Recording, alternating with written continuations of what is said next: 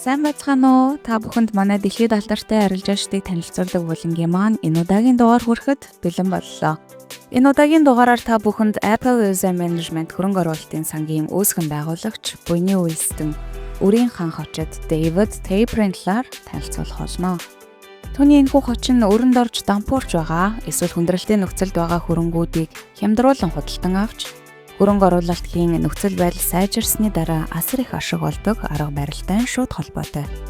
Тэрээр 1957 онд Пенсильвани мужийн Питтсбург хотод дундаж орлоготой нэгтлэн бодогч Harry Taper-ийн гэр бүлд төрсөн.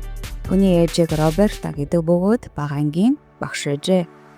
Түүнийг бага байхаас эцэг их нь боловсролд нь маш их анхаардаг байсан учраас тэрээр багаасаа математикт дуртай, мөн хурдан сэтгэгдэх хүүхэд байсан гин.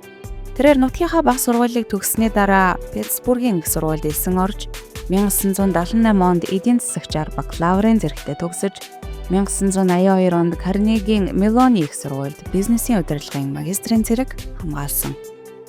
1983 оны үед Goldman Sachs-д хямралтай хөрөнгийн хэлбэст орж 6 жил ажилласан нь түүний санхүүгийн зах зээлийн амжилтын гарааны эхлэл байжээ. Тэнд ажиллаж байхдаа тэрээр хямралтай байгаа хөрөнгийг үнэлэх, түүнийгээ ашигтай хөрөнгө оруулалт болгох стратегиудыг боловсруулан багагүй амжилтанд хүрч чадсан. 1989 онд ажлаасаа гарч тэрээр биедан ажиллаж байгаад 1993 онд өөрийн Apple User Management хэмээх хөрөнгө оруулалтын сангаа үүсгэн байгуулсан нь дэлхийн хэмжээний хөрөнгө оруулалтын амжилтын эхлэл болсон. Тэрээр төс хөрөнгө оруулалтын сангаа $57 сая дөрмийн сантайгаар эхлүүлсэн бол өнөөгийн байдлаар төс сангийн хөрөнгө $13 тэрбум хүрээд байна. David Taper-ийн хувийн хөрөнгө 2024 онд ойролцоогоор $20.6 тэрбум хүрсэн байна. Түүний хөрөнгө нь Apple User Management сангийн амжилттай хөрөнгө оруулалтууд мөн 2018 онд Carolina Panthers багийг $2,275 тэрбум худалдан авсантай холбоотойгоор тасралтгүй өссөөр байгаа. Тэрээр мөн Charlotte FC хөл бөмбөгийн багийг эзэмшдэг бөгөөд хөрөнгө оруулалтын бизнес, спортын салбарт хүчрхэг байр суурь эзэлдэг. Taper нь өндөр өгөөжтэй хөрөнгө оруулалтаар алдартай бөгөөд санхүүгийн хямралын үед эрсдэлтэй хөрөнгөд хөрөнгө оруулалт хийж их ашиг олсон нь түүний амжилтын гол түлхүүр байв. Жишээлбэл 2009 онд санхүүгийн салбарын хямралын үеэр хямд хувьцаа худалдан авч эдгээрийг эдийн засаг сэргэх үед амжилттай борлуулж $7 тэрбум ашиг олсон. Үүнээс $4 тэрбум нь түүний хувийн ашиг байжээ. David Taper-ийн хамгийн алдартай арилжаанууд нь санхүүгийн хямралын үеийн хөрөнгө оруулалт, хямралтай компаниудын хөрөнгийг үнэлж өндөр ашиг олдог стратегитай холбоотой.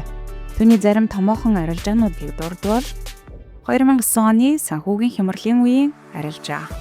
Taper 2008-аас 2009 оны санхүүгийн хямралын үеэр Bank of America, Citigroup, AIG зэрэг хүнд байдалд орсон томоохон санхүүгийн байгууллагуудын хувьцаа өрийн бичигт хөрөнгө оруулсан.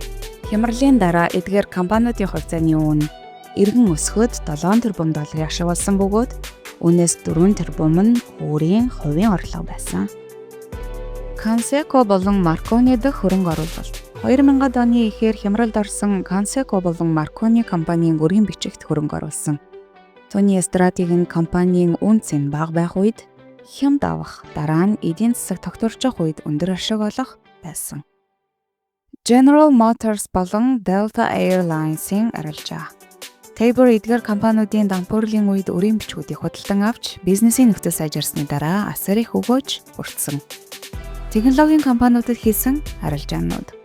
Сүүлийн жилүүдэд Taper-ийн удирддаг Apple User Management компани, Amazon, Alibaba, Facebook, Google зэрэг технологийн аваргуудын хувьцаанд хөрөнгө оруулалт хийж өндөр өгөөж хүртсээр байна.